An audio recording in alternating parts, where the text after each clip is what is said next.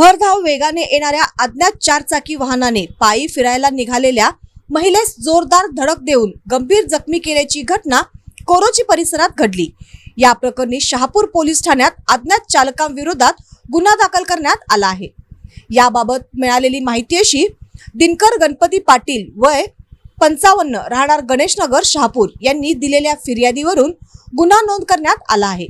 त्यांची पत्नी सौ वासंती दिनकर पाटील वय 50 या 12 एप्रिल रोजी सकाळी सुमारे 6:05 शेजारील महिला देवकी तारळेकर व बिस्मिल्ला बोरवाडे यांच्यासह कोरोची पाण्याच्या टाकीकडे पायी फिरण्यासाठी गेल्या होत्या।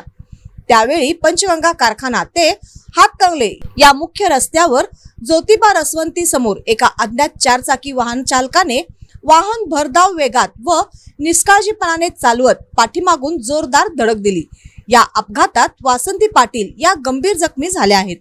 अपघातानंतर संबंधित चालकाने घटनास्थळी न थांबता वाहन घेऊन हातकंगल्याच्या दिशेने पळ काढला। या प्रकरणी शहापूर पोलीस ठाण्यात गुन्हा दाखल करण्यात आला आहे। या घटनेची पुढील तपास पोलीस हवालदार कांबळे करीत आहेत। परिसरातील वाढत्या अपघातांच्या घटनांमुळे नागरिकांमध्ये भीतीचे वातावरण निर्माण झाले असून पोलिसांनी वाहतूक नियंत्रणावर अधिक लक्ष देण्याची मागणी होत आहे।